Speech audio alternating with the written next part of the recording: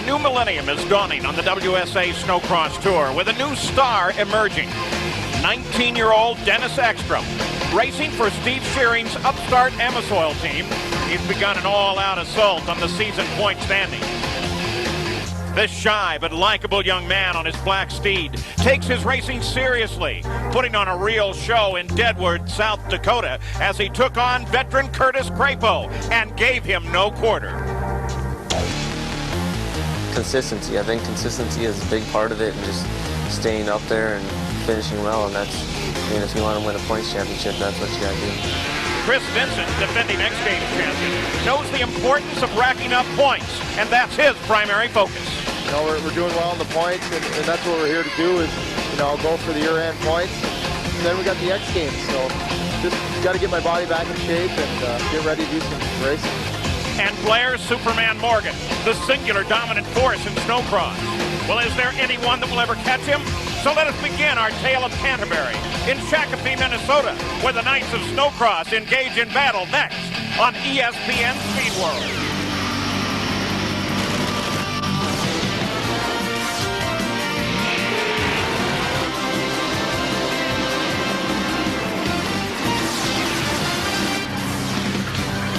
Today, we're just south of the Twin Cities of Minneapolis-St. Paul at Shakopee, Minnesota, Canterbury Park for WSA Snocross.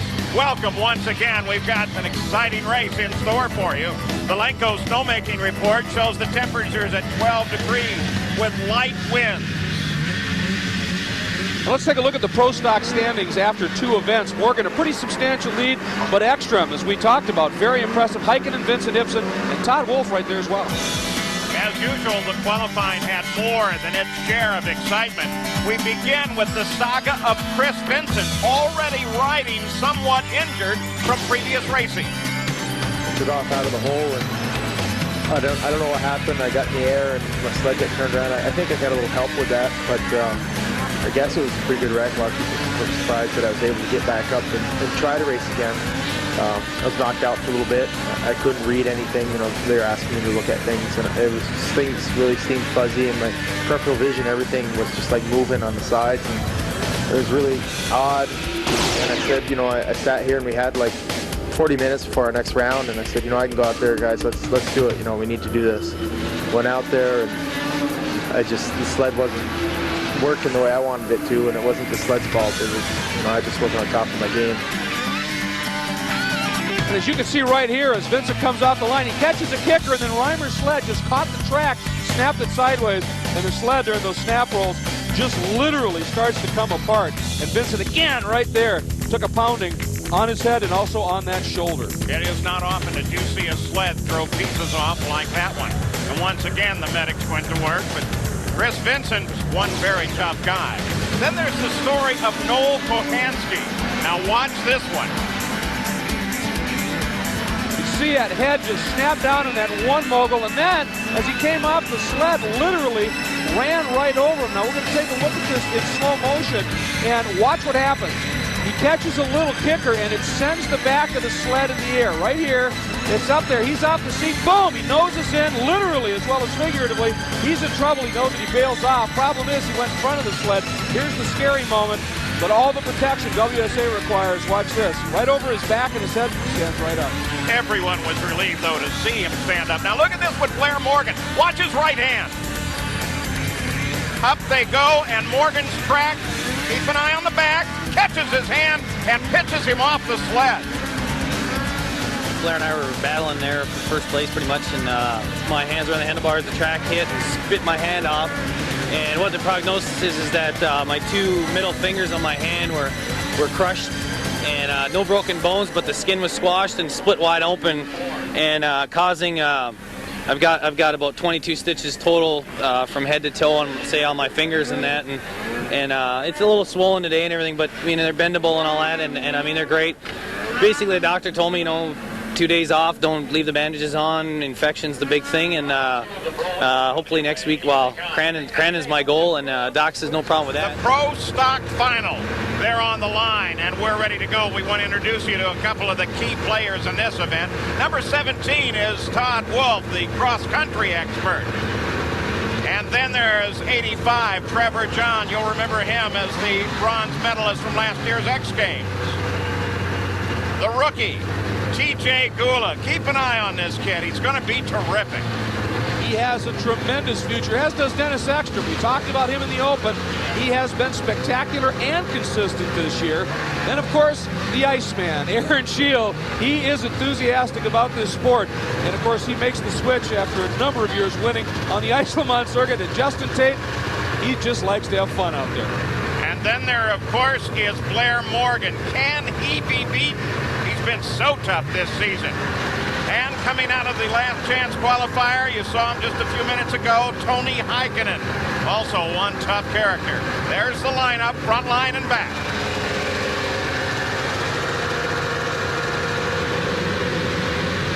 Everybody watches the flagman now. Revs come up.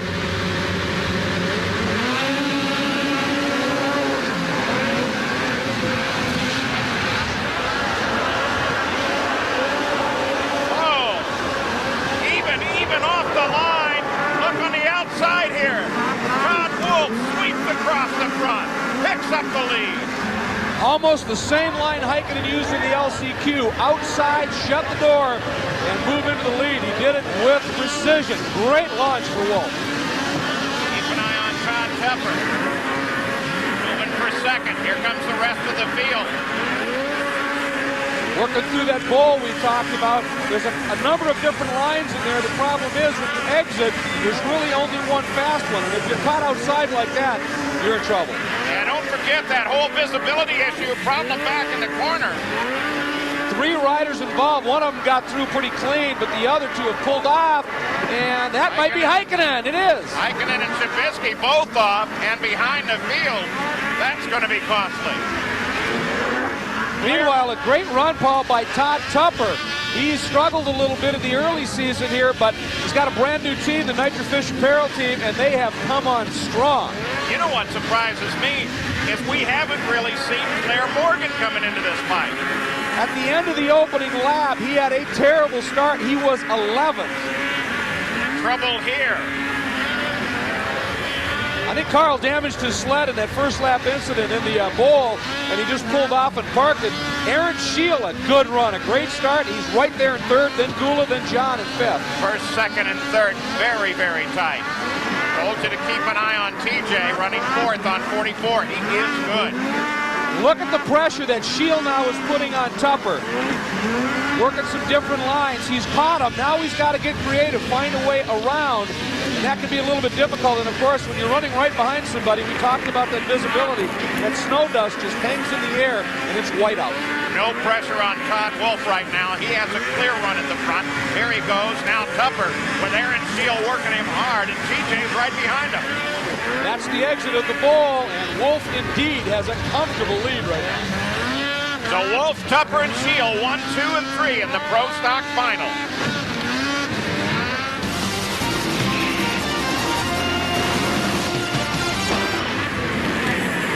We're back, the Pro Stock Final.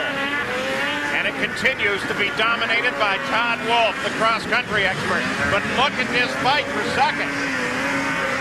That's an awesome fight, and it's Morgan. He has come up and moved by not only Scheel, you just saw him get by Scheel, but he just now tucked underneath Tupper.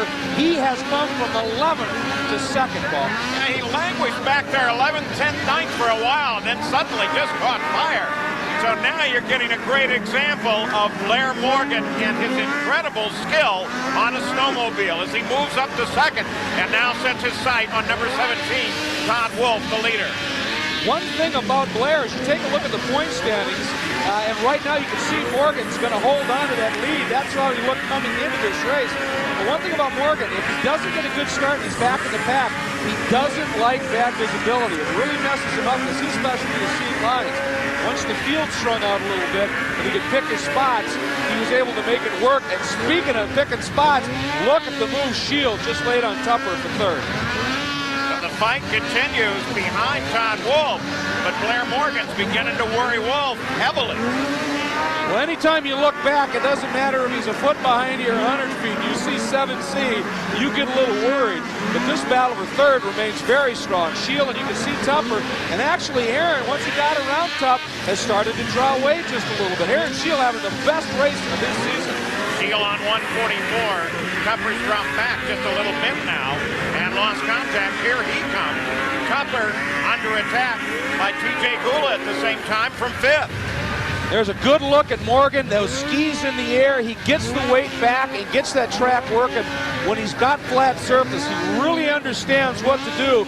2 laps to go. The one thing Blair's not going to be able to hope for here is that Wolf's going to get tired. The longer this race goes, the less it's going to affect Wolf because of his cross-country training. Look, as we come to the end, how close the battle remains on a course that is just beating up on man and machine. Yeah, Trevor John has taken a very strong run at Tupper now for fourth. Shield has distanced himself. He's a pretty lonely third, but there is, Trevor got him.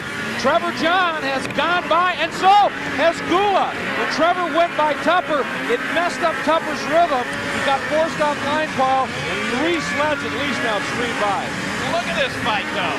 It just continues. They hammer at one another. Wolf, of course, he's out front, has no problem with the visibility, but look at this. This is actually back in the pack a little bit. This is a very solid battle for 7th, 8th, and 9th we've been watching. There is Trevor John, who's now fourth. That's Morgan in second, and this is the last lap. Morgan, unless something happens to Wolf, Morgan's not going to win this one. So Blair Morgan, who had been so dominant, may feel some of that slipping a bit away now. As there goes Wolf. Blair Morgan doesn't have a chance unless, of course, Wolf makes a mistake. And we've seen that quite often in Snocross. There it is. Checkered flag for Todd Wolf. Blair Morgan screams for the line. He's got second place. Watch for the rest of the group now. There's Trevor trying to catch Shield, couldn't do it. Can't get it done at the last. So Todd Wolf takes the Pro Stock final. And here are the results, with Blair Morgan dropping as far back as 11th and coming to second. You went whole shot to checker in this one, and it looked like you spotted some very good lines right away. Yeah, I was watching the classes before, and I seen a few lines that looked okay, and I thought I'd try them, and they were really good. They got me out in front and gave me a lead so I could relax toward the end. Did you know that Blair was that far back? I mean, were you really trying to pay attention to where everybody else was relative to you? I looked back a few times in the early part of the race. I seen there was a skidoo behind me, and toward the end I seen Blair coming, but I had a pretty good lead then, so I could kind of relax and take the smart lines through the course. Flag to flag for Todd Wolf. Nathan Titus, he racked up bad at the first race of the season. Yeah, it was a pretty major overhaul. I got quite a few new parts and quite a few new holes, and I made a mess out of it, but they fixed it up, and it should be good as new. Replacing Titus on his buggy is his buddy and former teammate, Dave Brown. Boy, is he happy to be there. Nobody out here wants to lose, and everybody's out here because they get to play against the best guys in the world. But you're out there to be the first guy to cross that checkered flag, and that's all you want. The Yamaha story and others with Inside Cross next. Now for Nathan Titus, his season is over. There's nothing tougher for a racer to do than watch, and especially when you're recovering from injury. It's hard to stay out of the loop for very long. I mean, these are the people I hang out with all winter. It's nice to be home, but it gets kind of frustrating watching races on TV and not being there and kind of talking to guys and kind of being out of the loop and missing things that are going on. And it's just nice to come back to see the people, see the fans, kind of make sure nobody forgets that I do this, and just kind of hang out and support these guys and get the team going. Nobody, especially a friend, likes to ascend to a position due to that other friend's injury. However, for Diamond Dave Brown, he knows this is big. Well, I'd say it's off the scales. Came out this year racing, hoping this would happen. Didn't realize it happened this fast, but this will be huge. I missed a couple prime years of my racing when Polaris dropped their factory effort, and Yamaha picked up Nathan. You can see what Nathan's done in the last 2 years in the circuit. He's one of the top 2 fastest riders last year. So I've missed a little time there, but spent a lot of time getting in shape, working, so hopefully with everybody behind me with Yamaha, we can put the sleds right back up front. As Yamaha's team leader, Titus has had the sleds tailored to his smaller frame. However, Brown is different, both in terms of size and style. I can't make it through. My size is a disadvantage for qualifying. Once we get into the final on the rougher courses especially, I think the size can kind of help. I can use my strength late in the race where some of the smaller guys might tend to get a little tired, or if the finesse has gotten out of the track, if all the lines have gotten real rough, you can just kind of hang on to the handlebars and go. David Brown, of course, will live in infamy in terms of snowmobile racing. At the first ever appearance at the Winter X Games of Snocross, David Brown was the guy dropping out of the sky on a hapless Jason Jones. But his strength may pay off here at Canterbury. Coming up next, it's 4 to the final, Pro Open LCQ.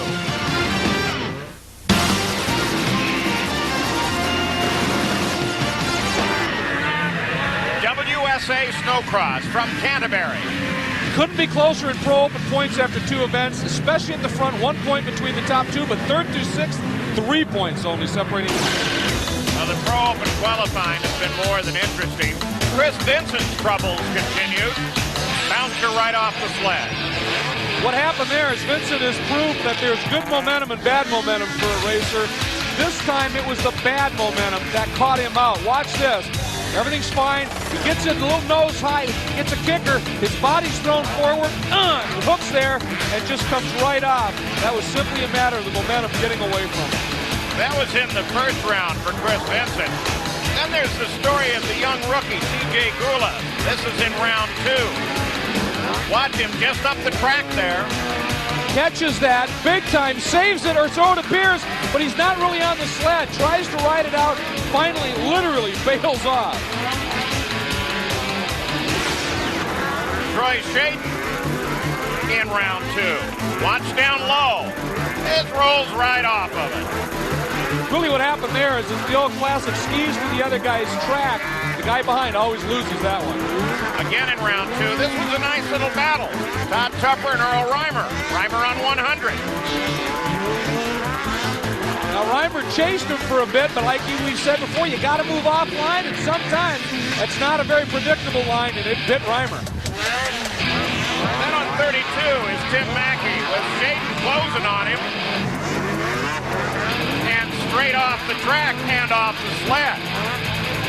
More Shaden, an innocent victim here. Watch what happened. Mackey's sled starts getting very crossed up, shoots off, traps Shaden, and both of them go tumbling down the wall. Remember Noel Kohansky and his injured hand? But when you look back, you'll see that he took the flag to score it as a start, but then left the competition. The last chance qualifier now in Pro Open. Here's the way they line up. Remember, they'll be lining up on the mod sleds, the open sleds, up to 800 cc's, heavily modified engines and chassis. They're going for that back row, top 4 only. These are the big boys. Revs come up. Here we go.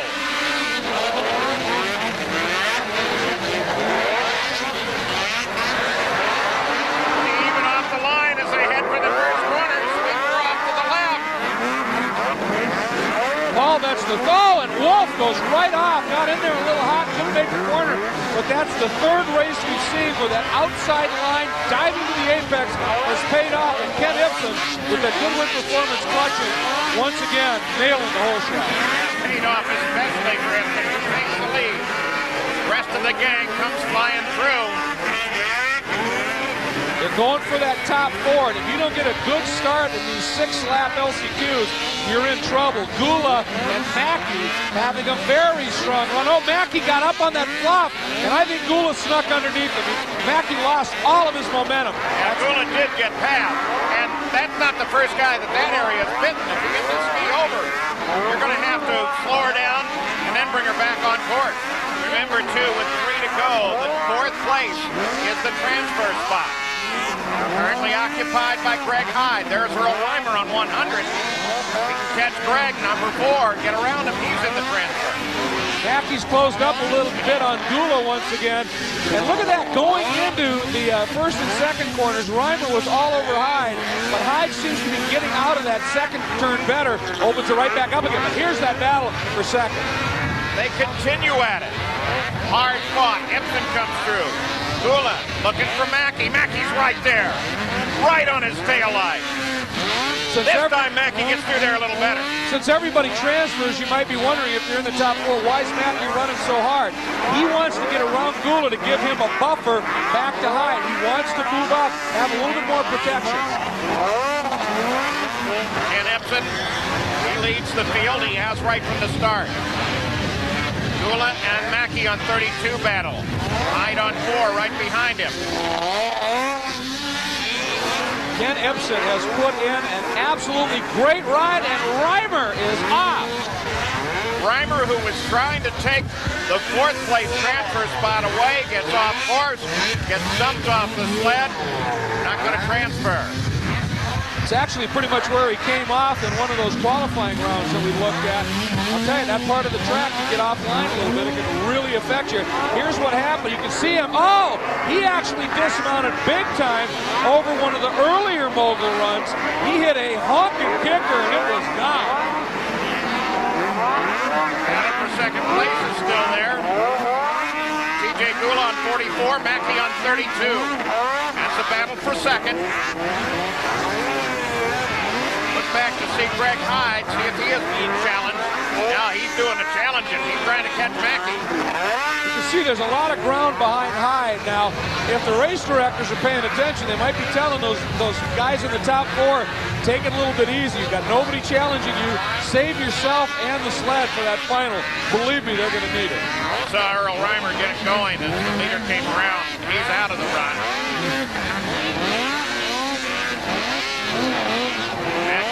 Trying. Nope, not going to happen. Ken Epson takes the flag.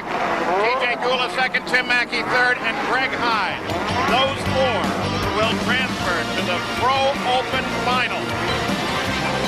And like everyone else, their sights will be set on Blair Morgan. Can he do it again?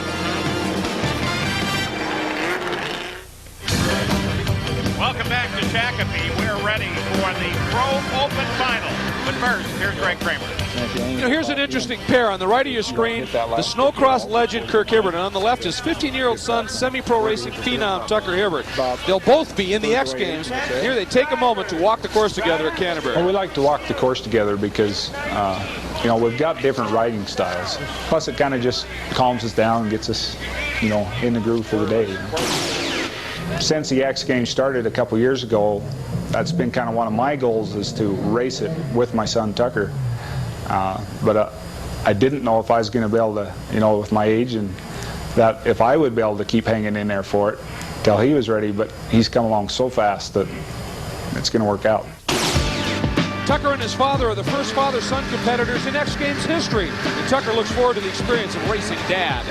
I think at Winter X it's such a big hit, and there's so many people get into it because it's, I mean, there's so many other professional athletes from all the different other winter sports, and the snowcross kind of, I think, is taking over a little bit. You know, it's the only motorized sport in the X Games, in the Winter X Games. So I mean, I think the people get a pretty good kick out of it, and it's kind of a big adrenaline rush to be there with all the other professional athletes. Kirk's engineering duty stopped him from qualifying for the X Games like Tuck, but he received a WSA provisional spot to compete alongside of his son. The bond of family is overpowering.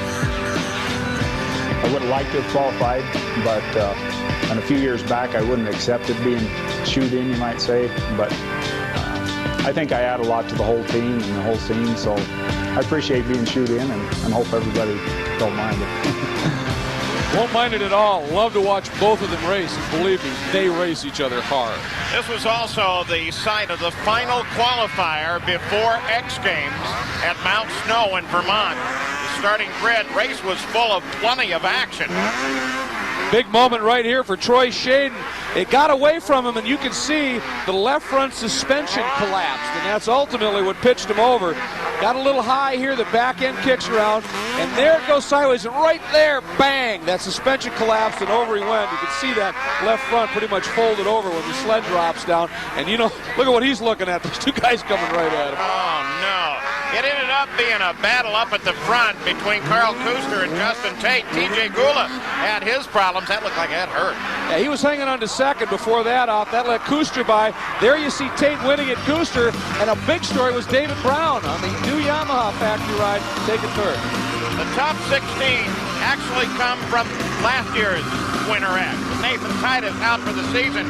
Bear Berggren, I can't afford to do it. And Sean Palmer, the great athlete, decided not to race in Snocross. And then joining the field from the race at Duluth and here at Canterbury, here's the lineup of those who will join us for Winter X. And then the provisional qualifiers, who also will have their chance for the gold medal at Winter X. We'll be back with Pro Open.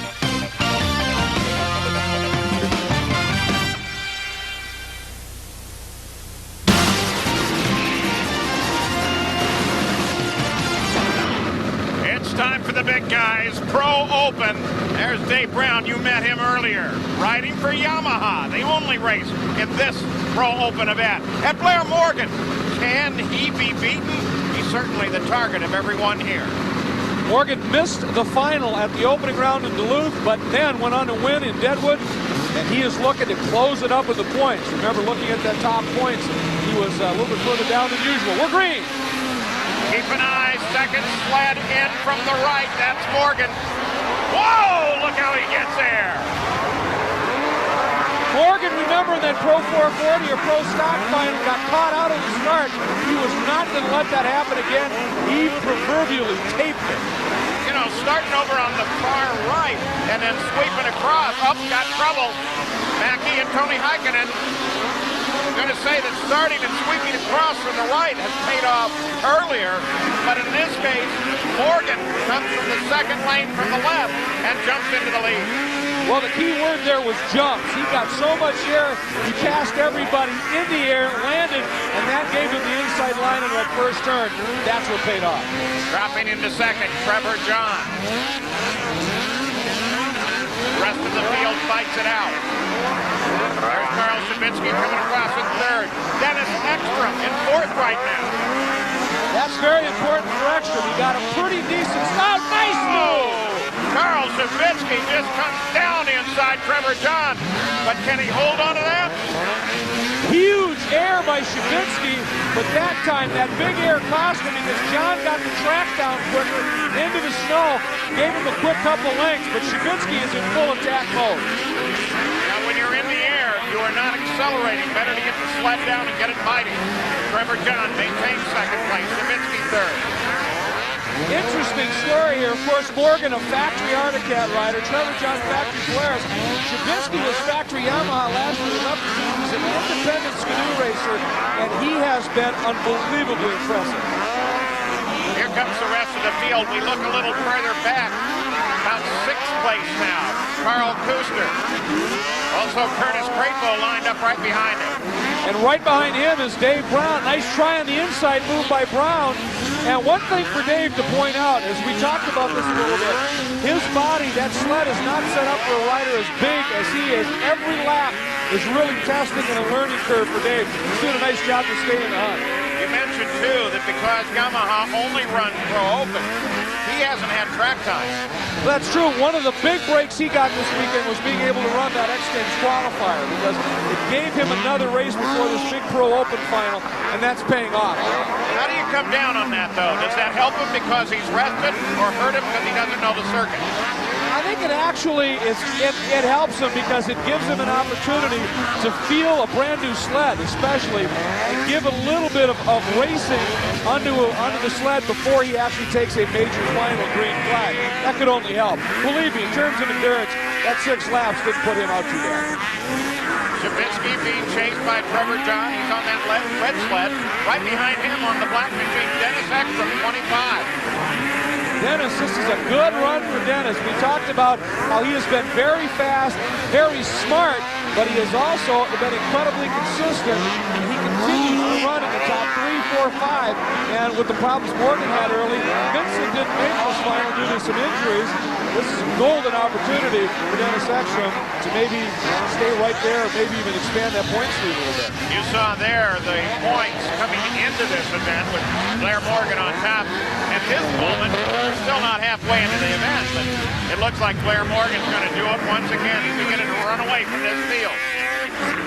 Well, one of the things for Blair, we alluded, and Tim Mackey has pulled off and parked. So that's the other of the Yamaha factory pilots. We'll take a look at Trevor now. But one thing about Morgan, when he gets the hole shot and he has clear visibility, that's when he is just simply deadly, because he can pick lines like nobody else, nobody in front of him to throw up any debris onto the goggles, and he can spot his lines and just sail. Goes Blair Morgan. Look at the lead he has over Shabitsky. Look back here. This fight continues. Trevor John being chased by Dennis Ekstrom. We'll be right back. ESPN's coverage of WSA Snocross is brought to you by Ford Trucks, built Ford tough, and by AmSoil, first in synthetics. We're approaching the midpoint now at Canterbury for the Snocross. 5 to go. Blair Morgan is the leader. Shabitsky chases him. Trevor John sits in third. He's still being worked hard by Dennis Ekstrom. You see the lead there that obviously Morgan has built up. Shabitsky is fairly comfortable, but that battle between John Ekstrom and Crapo's not far out of the hunt either. And of course, John and Crapo are teammates for the Factory Polaris 7. But Blair Morgan got the hole shot, and every lap he's opened the margin up by a second, but did you see him? He almost came off. Brilliant recovery there. Curtis Crapo on number 9, the last couple of laps, has been making his presence known. Moving into 5th place. Here's Blair Morgan once again. Look at the lead he has. Look at the ease with which he rides that sled. It really is remarkable and frankly just fun to watch. We've said it so many times, Paul. He understands the physics of racing, whether it's a car, whether it's a motorcycle or a snowmobile. It's controlling the weight and the momentum of the sled, and nobody does it better. And yet, despite the fact that Blair Morgan is small, if you saw him on the street, I don't think you would think that he had the kind of power necessary to wrestle these sleds around all afternoon. Well, that's because most of what he does with his legs, and the thigh muscle is the biggest in the body. You watch when he's moving his feet around, or when that sled starts to tilt side to side in the air, he's not yanking on it with his arms and shoulders, he's pressing it with his legs. And that saves his upper body for later in the races when everybody else is getting unpumped and tiring.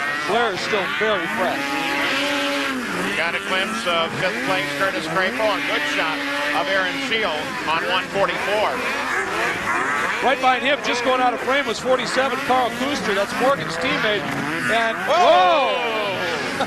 Close for Aaron Shield. Aaron almost dismounted there, but was able to muscle it right back and upright. There's Morgan airing it out. But I was going to say Kuster, who is the teammate. And look at Kuster taking a run at Shield. He's Morgan's teammate, and talk about tough comparisons. But Carl Kuster, every race we've seen him in, is getting more and more savvy, and he's also very fast and plenty brave.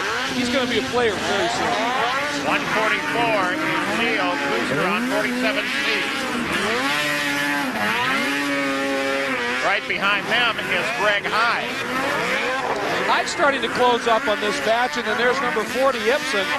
And that's really starting to become a good 4-sled battle for 6th. Once again, though, the amazing story remains Blair Morgan out in front, but look at Dennis Ekstrom. He's working Trevor John hard. We saw it at Deadwood, Paul. Once Trevor John gets close, this season, there's no doubt he has become not only fast and fearless, but an incredibly smart racer. We saw some brilliant passes. He will be patient. He will work Trevor over as long as he has to. And try a move like that. Oh, beautiful. Ekstrom comes down inside Trevor John and takes him. Remember, Ekstrom's thinking points all the time on this. I was going to say he'll be patient, but when he sees that opening, when he sees the opportunity, he seizes it and is absolutely decisive in his pass.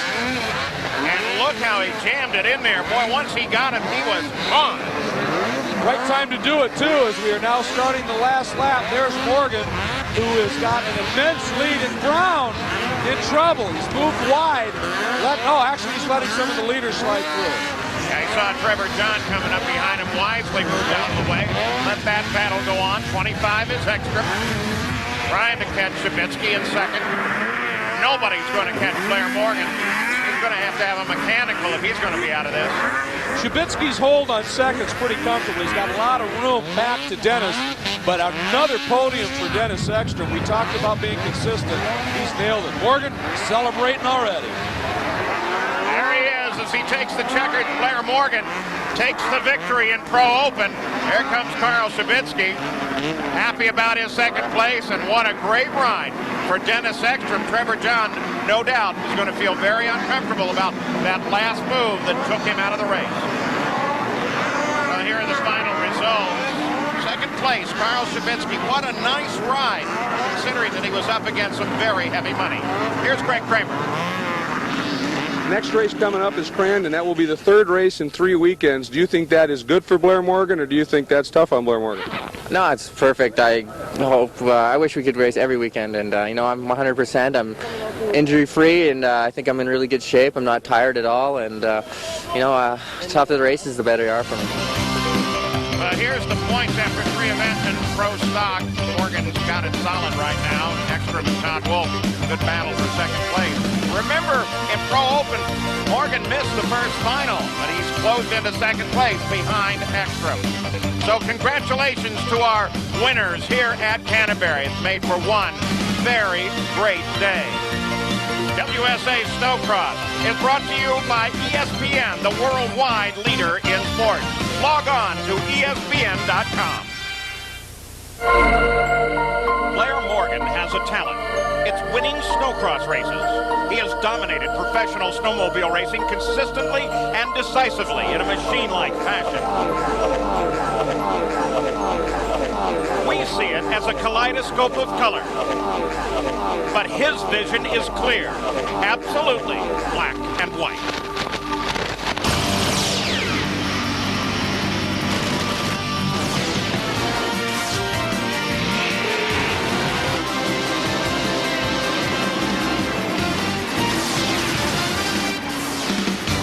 Well, the pros of the WSA are ready to go. It's snowcross time once again. This time we're up in northern Wisconsin, Crandon, Wisconsin. And as we show you the Lenko snowmaking report, 0 is the temperature. Winds up at 15 to 20, makes for a wind chill of minus 39 degrees. Greg Kramer, here's how they look in Pro Stock standings after 3. Paul Blair won 2 of the 3 finals in those 3 events. As a result, pretty good lead over Ekstrom, continuing to be impressive in the rest of the field. Right to racing. We join in progress. The last chance qualifier in Pro Stock. Ibsen is out in front ahead of Schlegel. Been some interesting action here, and remember the 4th position is the transfer spot.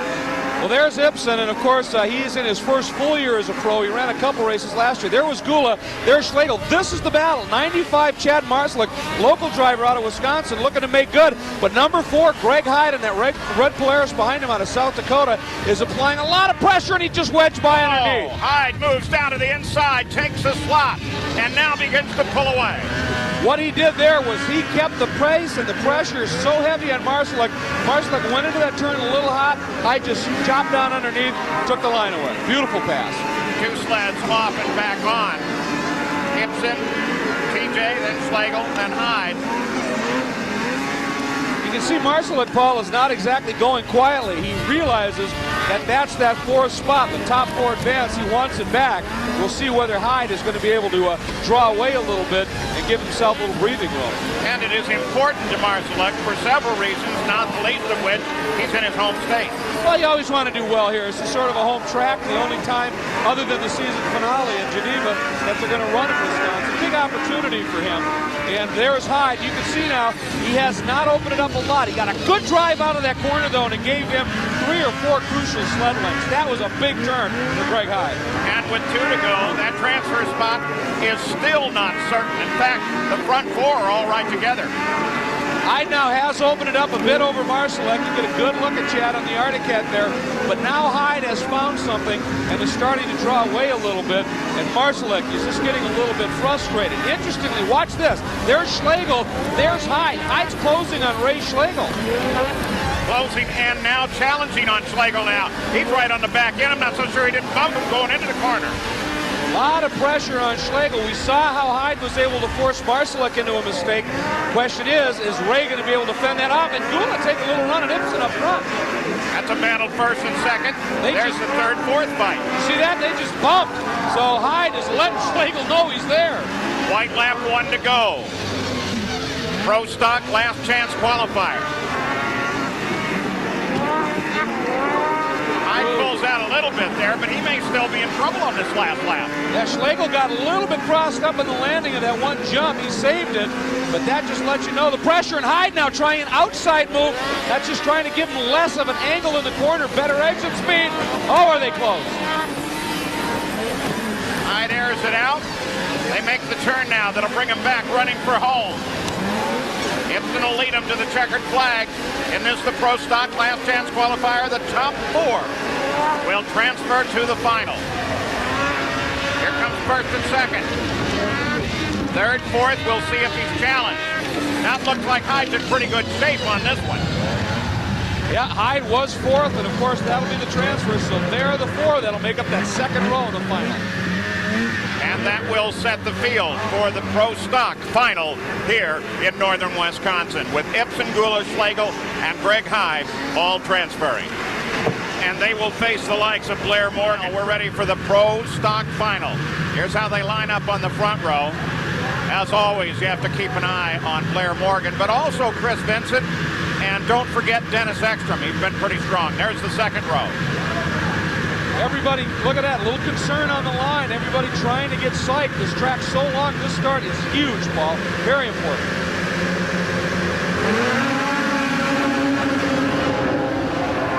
Oh, look, already Blair Morgan makes a great start. Terrific start.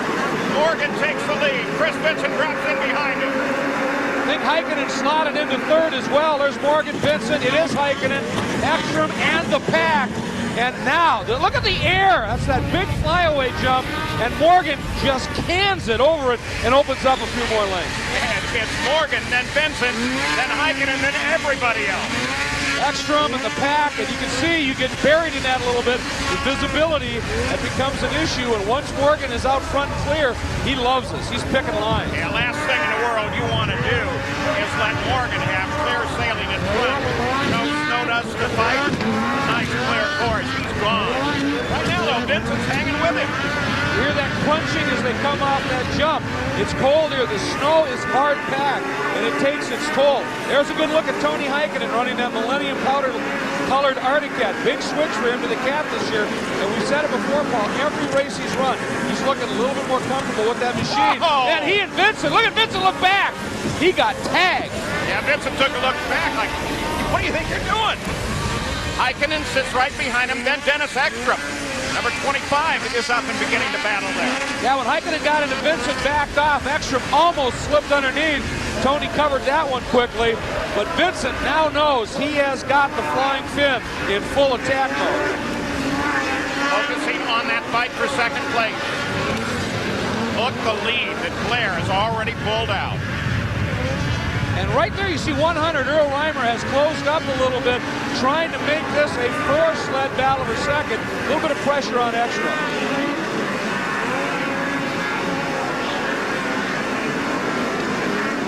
Dennis Ekstrom has really been the rider of note other than Morgan as of late. His consistency and his smarts on the track, he has really been a revelation this year. We knew he was good, but he's proven to be great. You know, Vincent seems to be going for more air. I thought he kind of backed out of that, realizing that it didn't gain a lot of time for him, even despite the fact that it looked good, but he's back here to really jump in her high.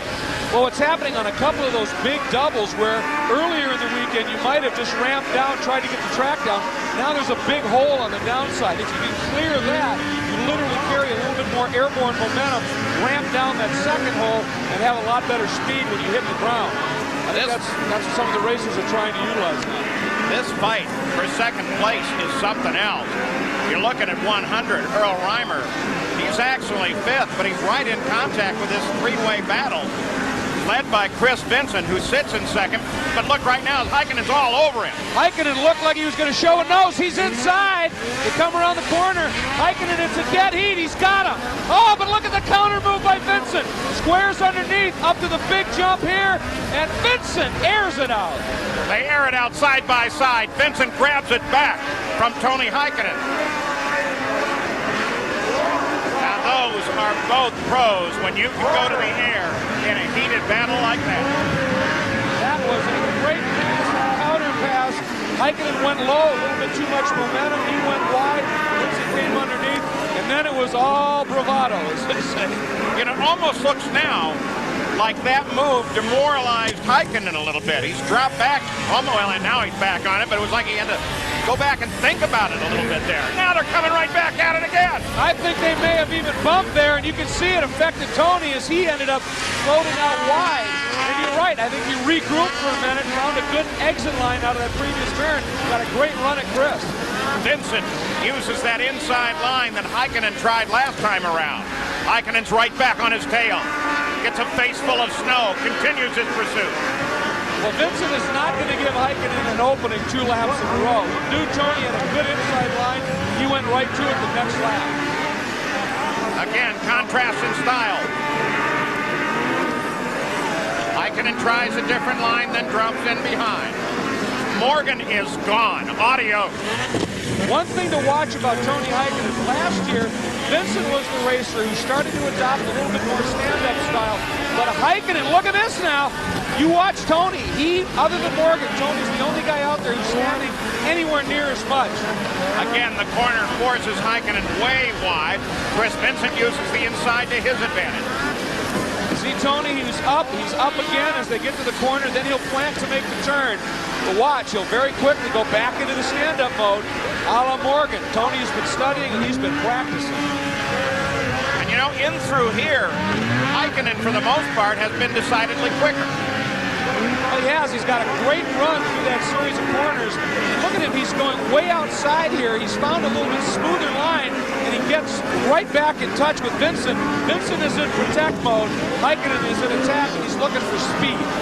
And from about here on, then, Vincent is able to pull away. And Tony has often got a run right here, but now with Vincent protecting inside, then he comes out and cuts right into the line Tony's taken there, and then moves back over. This is a great battle between two phenomenal racers and really two great strategists right now. And that time through, Tony Haikonen pulled the line a little bit better, got in a little closer contact with Chris Vincent. We'll be right back. Welcome back to WSA Snocross, 7 complete in the Pro Stock Final. And it looks like this great battle right there for second, beginning to close on the leader. I think it is. I think that the pressure from Tony is merciless and Vincent has to respond, but I think Chris is in the middle of the proverbial rock and hard place. When he gets up to Morgan a little bit, starts thinking about racing him, he may be worried about leaving an opening for Haikonen and then has to go back into defense mode, and that allows Morgan to draw clear a little bit. Again, in this section of the course, Haikonen has managed to close on Vincent pretty successfully lap after lap. This time he follows him through, stays down low. Now they split wide. Now watch the line they use coming into this next corner. Again, it's a study in different approaches, and it can also be set up. You know, one of the sleds might be better over the rougher stuff. Tony's might be a little bit better over the smooth stuff, depending upon how it's set up. So he's trying to run a line that works for him. And see, there's Vincent. He's jumping and he's going to that second down ramp and just trying to can it, clear it, and it's helping him out a little bit. But right here, look at Tony's line. He goes out way wide, and it allows him to get a little bit better exit speed. And right here, he starts to close right back up on Vincent again. And both of them have been a little careful about how they air it out through there because they recognize in the air too long is slow. Ekstrom on 25, you see him just clearing the jump, has managed to join into this battle now. Yeah, he finally shook off Reimer, who'd been really keeping his senses occupied for a while. Now he can just put his head down, try and close in, and he's doing it rather quickly. And one thing we've seen from Ekstrom is late in a race, he rides some incredibly pretty and creative lines. Ekstrom seems to prefer the line that Vincent is running, and in part could be, though, just because he wants to stay out of Heikonen's snow dust. Haikonen, again, way wide, and it doesn't work for him. Boy, he runs that line consistently because it's clear it gives him better exit speed, but Vincent is in the right spot on the exit of that turn that really blunts what Tony's trying to do. And look at that, Ekstrom now is closing in. This defensive scrap now is allowing Ekstrom to join this fight. Again, there goes Blair Morgan. All alone out in front. Here's the fight, though. Three-way now. Now Tony's going to feel what Chris was feeling a little bit. He can't just worry about attacking Chris. He's got to have a little bit of a mind's eye on Ekstrom. And look at Ekstrom way to the inside, trying to figure out a way by Haikonen. So you're saying with about a lap and a half to go that now Chris Vincent has to get totally defensive? Not totally, but he's got to protect the corners a little bit. And if he does that well, like, look at this. Oh, Ekstrom's right there. Oh. Ekstrom goes into the side of Haikonen. At the same time, Haikonen almost got past Vincent. Ekstrom's got the inside line on Haikonen. And he's three got abreast. So Ekstrom grabs the slot away from Tony Haikonen here on the very final lap as they begin it. That's just what I was talking about. Tony went to use his outside line in that corner, and Ekstrom went right down underneath, froze him out, went back, cut underneath, and really froze him in the next turn and took the spot away. What a really good move by Ekstrom, though. He obviously been sitting back there, watching how the other two were handling one another, picked his spot, took advantage of it. Now, he's going to try to get Vincent before the line. Vincent's still mighty sore from all those accidents at Deadwood and at Canterbury. That shoulder's still bugging him. He is under full attack, Paul. Yeah, you know, he's attacking Vincent. Haikonen hasn't totally given this thing up yet. He's still very much in his fight, though he drops back a little there. Through the corner with Ekstrom pasted on the back end of Vincent's sled, but Vincent takes second with Ekstrom across in third and Tony Haikonen in fourth. So the unofficial result, Morgan, Vincent, Ekstrom, they are the top three. But the winner, the dominator, Blair Morgan. Here's Greg. Blair, another win. I mean, we've had 4 finals now in Pro Stock this season. You've won 3 of them. You're looking to dominate just like you did last year. Yeah, sure am. You know, it's actually a little easier for me getting those hole shots and being up front right away, which helps a lot. Such a track like this, a lot of snow dust out there, and you know, those goggles make me see better out there. Visibility, you mentioned, is an issue. The track's fun, but with this air, the way that the dust blowing around, it's got to be tough if you're behind somebody. Yeah, it is, and it's really cold out there. So, you know, usually it's warmer, the dust isn't so bad, but it's really cold out here today, and it's a big problem if you're in the back of the pack. You went back to your inside starting line, and right away you had that sled length jump on everybody. What's the difference this year? I mean, I've asked you that a couple of times, but something has definitely changed. Yeah, we got an awesome sled this year. The Arctic Cats are super strong motors, and you know, it doesn't really matter where I start in the start line now. I can go in the middle or side or very outside, inside, doesn't matter. I think I'm going to hit the whole shot. In Pro Open, though, you guys tend to run a little bit smaller motor than some of the other guys. How do you fancy your chances off the line when that final hits?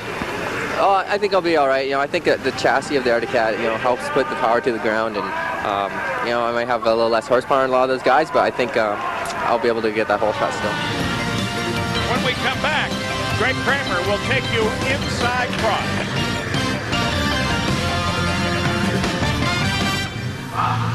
Welcome back to Crandon. You know, not so far from here in Merrill, Wisconsin, is the home of Tony Haikonen. Here's Greg Kramer. In 1994, Tony Haikonen showed up in the United States and revolutionized the sport of snowcross, being the first to go for the big air, the high-flying style. He's now settled in Merrill, Wisconsin, and he also has become one of the most devout of family people. The family is on his mind. He takes care pretty much of all the paperwork, organizing everything. And my part is just to go out and race. I don't really do anything else. She does a great job. Without her, we would probably be last and late of the races and stuff like that. But you know, I just have to thank her for the great job she has done for the last few years. He may be settled, but he's still a racer. The garage is the race shop. And of course, Crandon is awful close. Crandon track is like my home track. I feel like I'm at home and racing on my yard or something because it's only 1.5 hours away from home. I really enjoy racing here. It's rare for a racer who spends most of his time on the road to be able to sleep in his own bed on a race weekend and then enjoy a trip to the track with the family. I'm so tired.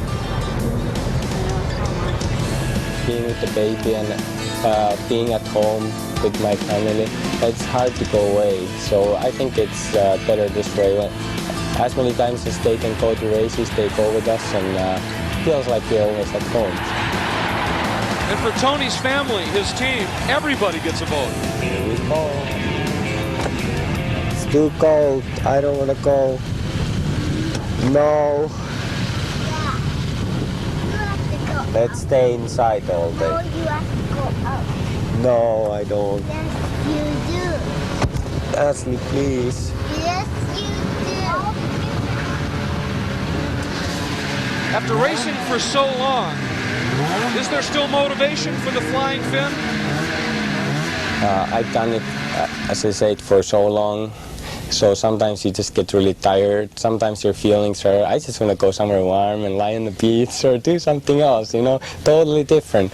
But also another thing is that your heart is still set for snowcross or the sport you're in. You've been in the sport for so long that maybe after I go to the sunny beach for 1 year, I'll be back year after, you know, doing something for snowcross. You never know. Make no mistake, as he now wears the colors of Arctic Cat, when he pulls the helmet on, he is focused, he is reborn, he is riding as well as ever. And still very exciting to watch. Well, here's the Pro Open standings after 3 events, with Dennis Ekstrom holding on to the lead, but Morgan closing very quickly. Round 3 of Pro Qualifying had more than its share of interesting activity. Now watch this, as Greg Hyde got in trouble right on the start of the race. Dumped off the sled. Sled wanted to go on by itself. What happened, the nose of the sled got in the back of Reimers and it pitched Hyde off. We talked about Tony, how strong he's been. 2 wins and a second in the 3 rounds of qualifying. Tony's back, no question. And then look on the outside at Blair Morgan. Goodbye, Ekstrom. Goodbye, Vincent. Now watch as he goes past Vincent. Ah, yeah, the romance continues. A little bit of a look back, kind of in your face, letting Vincent know that, well, it's alive, pal. The battle is afoot. Vincent and Ekstrom just watching as, of course, Morgan starts to sail off in the distance. Went undefeated in the 3 Pro Open qualifying rounds. And the 2 of them were able to continue this battle all the way to the finish, side by side. It was a great fight. Did you see Vincent coming out of that turn? He looked to try and spot Ekstrom. He didn't have to look. Ekstrom was alongside. Vincent covered quickly. And then there's the story of Noel Kohansky. Now watch him, red sled comes flying off of it. Made us wonder about the power in his hand. Remember the accident at Canterbury? Well, I think that's exactly what happened. He doesn't have any strength in that right hand, and here's why. Look what happens as they go side by side over this next big double coming up right here. Bang! And in fact, he agreed it was all because of Canterbury. Well, last week I got landed on last weekend and suffered 23 stitches in my 2 middle fingers. I take my gloves off, it takes me a while, so basically I got them band-aided and taped up right now. I still got the stitches in. They come out on Monday morning, which is 2 days from now, and I was bleeding a little bit in practice. I think it just more or less cracked the scar tissue, the healing tissue, and I didn't break any stitches or anything, but right now every time I take a bumper, I'm feeling it right through my whole hand and everything. Hand's still really swollen. It's all black and blue and everything, and but I'm hanging on and I'm doing really good. I came back that last one. I had a really bad start, but I came back pretty good. And then one guy who's always fun to watch is Trevor John. Trevor showed us what he was about in the 1999 Winter X Games when he took the bronze medal on a broken ankle. He broke it in that opening round. Trevor has continued to impress and has become one of the top riders at the forefront of the sport. and it's through riding like that. If he has to finesse it, he can. If he has to just can it and power over and through bumps, he'll do that too. He is really remarkable to watch, and he's only 19 years old. Yeah, he's been the definition of perseverance, young Trevor John.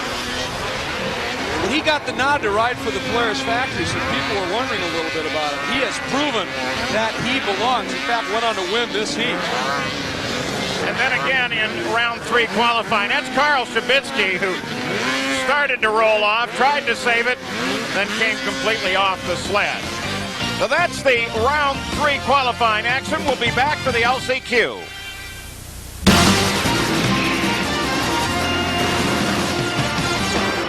WSA Snocross last chance qualifier in Pro Open. One surprising face in this lineup is Chris Vincent, though this is the second time this year he's had to go to the LCQ to make it to a final. Matter of fact, at that event in Deadwood, it was Ken Ibsen in the final who took a second. A great ride for Ken Ibsen. And then David Brown, his second race as a factory rider. Yamaha only races in Pro Open. As a matter of fact, Paul, Yamaha, in an effort to help supplement their racing, has brought over the Swedish racer, Joakim Strandberg, very talented rider. On the line for the last chance qualifier. Very cold here. Wind chill at minus 39.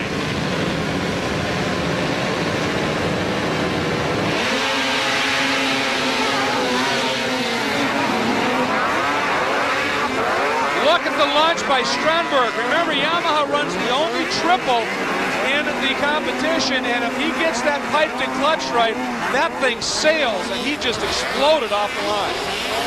Yeah, but can he convert that into a lead at the end of the lap? I don't think so, because Ibsen is right there. And Kent's working him hard. Comes down on the inside. Grabs the lead away. That was all set up by Ibsen, willing to go huge over that jump. He got alongside Strandberg, and it forced Strandberg to carry more speed into that corner than he wanted underneath when Ibsen and Brown has come off. Yeah, we mentioned him, and he's off here on the first lap. That'll take him out of the final. Dave would put it, he got separated from his buggy. Hate to have that happen. He is out of the shot at the final, as you pointed out. But Ibsen, Strandberg, Chad Marcelek, another impressive run by the young rider from Wisconsin. Then Curtis Crapo sits in the transfer spot. Chris Vincent battles for him. There is Crapo on number 9. Oh, a nice outside pass of Marcelek. Look at Ibsen getting crossed up in the air, and he saved that with power. Right before he landed, he went to throttle, the track hit him straight in that sled out. Ibsen and Strandberg, look at this fight. Wow, they're beating on one another for the transfer. That was Vincent trying to get inside of Marcelek. Reimer's in that battle as well. That is some very close quarters racing. Ibsen, there is his lead. Then Strandberg on the Yamaha. Oh, it's settled down a little bit back behind him. Crapo all alone, Vincent alone, but now Reimer comes up and tries to work on Vincent. Reimer wasted no time, and he is, matter of fact, leapfrogged by Marcelek. Good run by Reimer. Boy, Vincent now starting to close up a little bit on Crapo. Vincent has used that inside line through there with some success. It looks like he's doing it again. He's now definitely in contact with Crapo and trying to run him down. Yeah, now Chris is the one in chase mode. He's trying to look inside and outside. He's in a transfer spot, but Reimer's close enough that Chris would like to get by Crapo and put a pad between himself and Reimer. Last chance qualifier. Ibsen, Strandberg, Crapo, and Vincent. Those are the guys that will transfer if it finishes this way. But Chris Vincent only has a toe hold on that very important board spot. Earl Reimer is going to do everything he can to wrest it from his grasp. We'll be back with the conclusion. We're back at Crandon International Raceway, the final lap of the last chance qualifier in Pro Open. The leader all the way has been Ken Ibsen. Earl Reimer on 100 has been working pretty hard on Chris Vincent, trying to grab that very important fourth place, the transfer spot, away from him. As the old saying goes, it's one thing to catch somebody, another to pass. And every time Reimer closes in, Vincent responds, opens it up by about 3 to 4 lengths. And we're seeing another example. Reimer, with 2 to go now, is closing back up, putting some pressure on. But Vincent is riding some very good lines. There's no openings for Reimer. So now he's got to try and find a creative way around or try the long way around. You know, interesting to me is what I think is really excellent riding coming out of Strandberg, the rider that Yamaha brought in for this on 325. He's doing a superb job. Reimer got in trouble. Big wobble there by Reimer, and that gives Vincent a pad. But there is Strandberg, and you're right. He has really put together a great race. And the sound of that Yamaha triple, very distinctive from the other two-cylinder, two-lungers, if you will, in the field. It's got a great sound to it. And it's a little tricky to ride. As we said, you have to keep it up on the pipe. It's got to wind higher to work at its best, and Strandberg has figured that right out. Ibsen Skidoo. Here comes Strandberg Yamaha and Curtis Crapo on the Polaris. Crapo's still got a chance to take second away. Well, he does, and Vincent now realizes he doesn't have all the pressure of Reimer behind him. And frankly, that's a godsend for Chris. We know he's sore, he's beat up. Having a little bit of breathing room where he doesn't have to run 10-10s is going to really pay off for him in the final, assuming he holds on. That Chris Vincent even has the personal courage to climb on a sled, considering how racked up his body has been this year. It's truly amazing. Well, he's racing with a concussion that he got at Canterbury, wrenched shoulder that was injured in Deadwood, re-injured at Canterbury. It has been a tough few weeks for Chris. 46, Chris Vincent, working on the final lap, as Ibsen now takes a pretty good look toward that finish line and to transfer into the final. Good battle here, but not one that's going to make a difference in the run at all. Now Crapo just a little psych job, I think, on Strandberg. If you're fast, you want to let anybody you can't know it. So they run down to the finish, and the transfers will be Ibsen, Strandberg, Curtis, Crapo, and Chris Vincent. We'll be back with the Pro Open.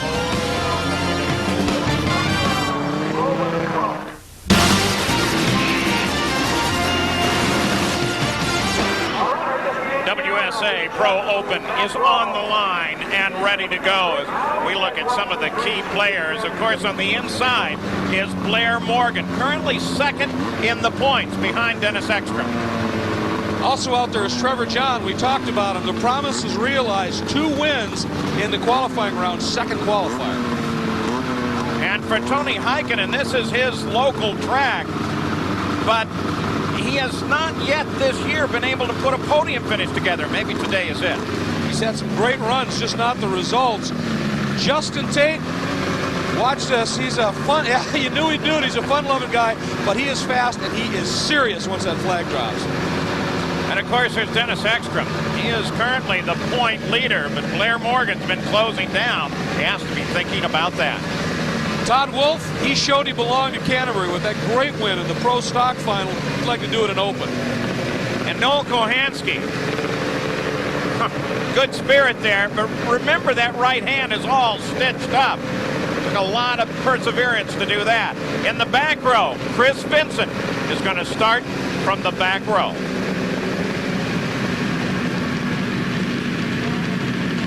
Give you a look at the whole Pro Open final starting grid now. Pick your favorite. Blair Morgan is over on the right side of your screen. He loves that starting position.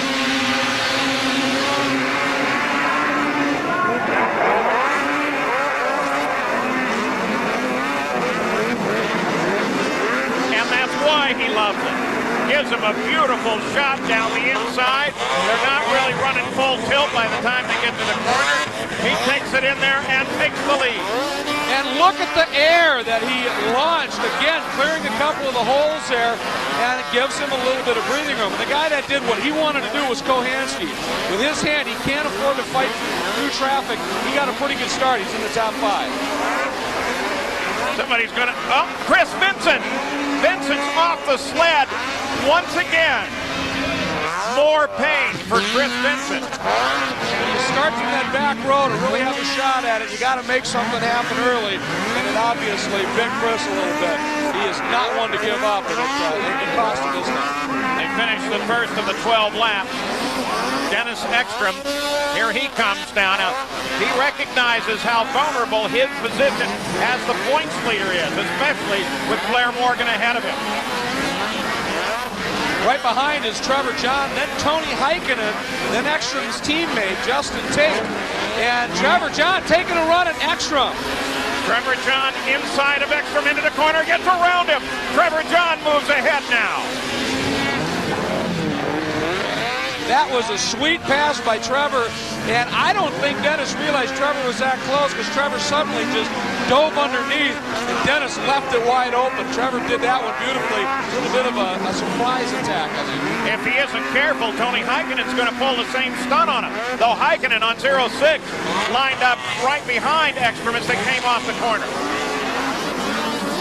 Morgan continuing to draw away. Look at the air that Trevor John is getting. He is seriously taking to the skies here in his attempt, 1, to catch Morgan, but 2, to stay clear now of Ekstrom. You gotta love this ride by Tony Haikonen, though. He's muscling that sled everywhere. What a great shot right over your head. Haikonen qualified for the cycle in the 3 rounds, a win, a second, and a third.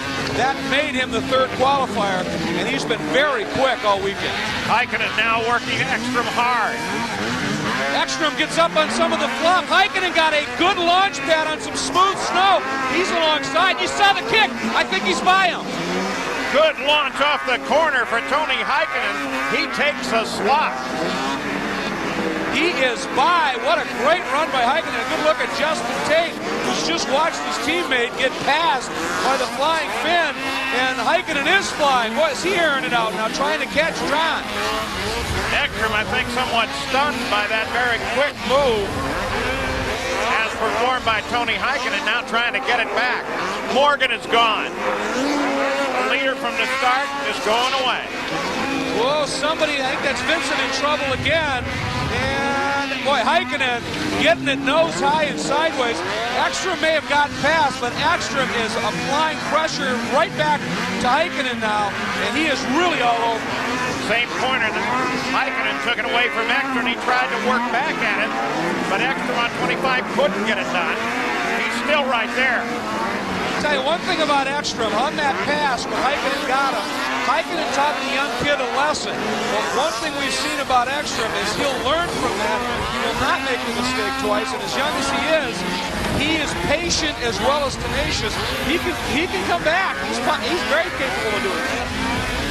Bone-chilling temperatures. It's a flat 0 outside. With 15 to 20 mile an hour winds, that takes the wind chill to minus 39. And that isn't factoring in the wind that's coming over that windscreen. Now you might, whoa! Whoa, Trevor John jumps it from second place. That landing from that finish line double has some real awkward holes in it, and he hooks one right there. See the ski? It just clipped the edge of that, snapped the sled sideways, the track dug in, and Trevor was just on for the ride, and then off. Next time by the line, that 85 of Trevor John will come out of second place. Haikonen, Ekstrom, Tate, and the rest will all move forward. We're at the halfway point in Pro Open. They give him the cross flag. Blair Morgan sees it first. Has to slow down, sled off the side in the first corner. Then it's Haikonen, Ekstrom. Carl Shabitsky now up in fourth, and Justin Tate is fifth. And we saw the margin Tony Haikonen has to catch Blair Morgan, and it's not looking good. Morgan has been opening that up by the last couple laps by a second a lap. Tony Haikonen runs alone. So does Dennis Ekstrom. Have to look back here to see any two in close contact at all. That's Shabitsky and Tate, and Shabitsky had worked by Justin. Now the question is, does Justin have anything left to try and get back at Carl? And Carl Shabitsky, a great story. He's getting some help from Skidoo, but he left the factory Yamaha team last year, is really an independent Skidoo rider, and has proven that he is one of the elite in this sport on this independent yellow machine. He's been pretty phenomenal. 2 Arctic Cats in front, and then 3 Ski-Doos. Round off the top 5, throws one of the Cats. And the person of Tony Haikonen now being pursued by Ekstrom, and Ekstrom's there. Ekstrom has reeled him back in. Tony opened up a little bit of a margin, and Ekstrom's extra motivated. Remember, he comes in here with a point lead. but Morgan, who missed the Open final completely at the opening round in Duluth, won the next two, and Ekstrom can see the point slipping away from him. If he can get around Haikonen, that would be huge. Gave you a glimpse of 96. Karl Shabitsky, there he is again, 4th place. Justin Tate now crests the hill. But the battle really is the key pivotal battle back in 2nd place with Dennis Ekstrom trying to get around Tony Haikonen. That's a good battle right here, though, and talk about a study in tenacity. Noel Kohansky, 23 stitches in his right hand, and he's still trying to find his way into that top 5. The guy has no quit in him. With just under 4 to go, time is running out now for Dennis Ekstrom. He stays back in 3rd. It could be devastating to his points lead. Coming out of that hairpin, Tony looked back. He knows Ekstrom's there, but what helped Tony, he used the same line he used when he passed Ekstrom, came around very tight, got up on that hard-packed flat plateau of snow, and got a great launch. The leader, Morgan. Strong lead. Looking for the battle for 2nd. Back and forth, Shabitsky. Tate just behind him. A little earlier when I interviewed Blair, we were talking about the fact he runs a little less horsepower in his sled. He actually runs a smaller open motor, but he says that helps him throw the weight around on the sled. The motor's not as big, it's got a better balance. This time, look what Ekstrom did. Remember when Haikonen got out of that corner so well the lap before, Ekstrom went to that line and was able to use it to great effect, closed up a bit. He tried it, didn't work as much as I think he thought it might. Alonja! Number 9, Kurt Krako got it all wrong, along with Mackey coming up to the finish line jump, and had our flagman doing the old Crandon 2-step. Flagman and cameraman, I might add. Kurt Krako tries to get his sled out of the way and back into the fight.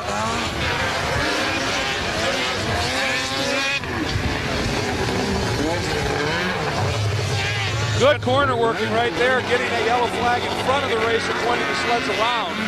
Look at this, though. Here comes that battle once again as Ekstrom pushes hard on Haikonen. That was a great move by Ekstrom.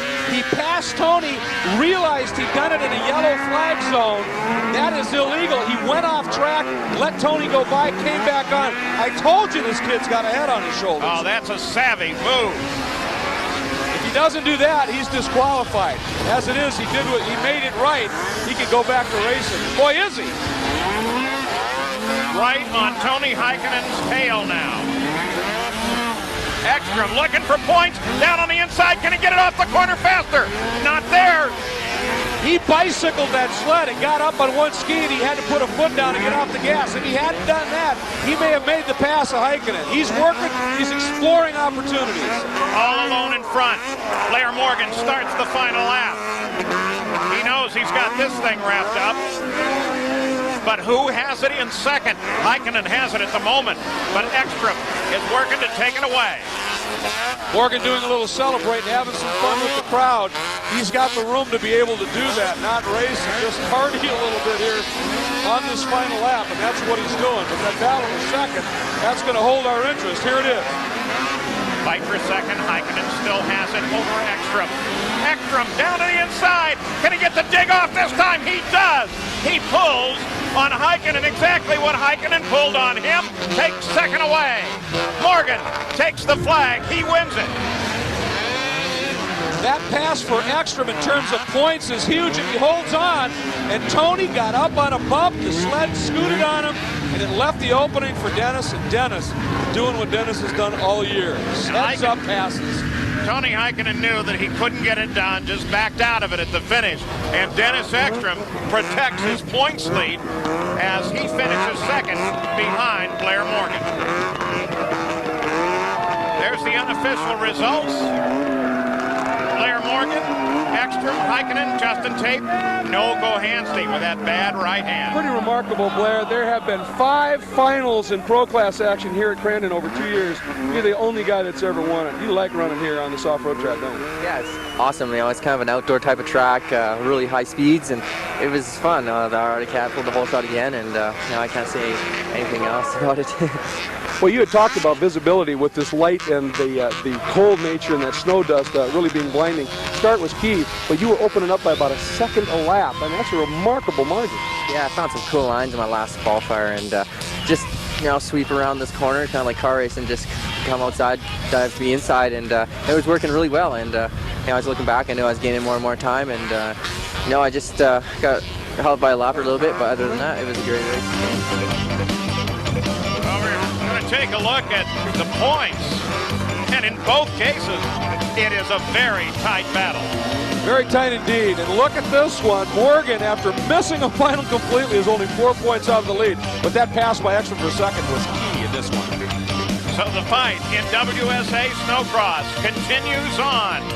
WSA Snocross has been brought to you by ESPN, the worldwide leader in sport. I'm Paul Page for Greg Kramer. Don't forget, keep up to date on everything and log on to ESPN.com. Congratulations to Blair Morgan.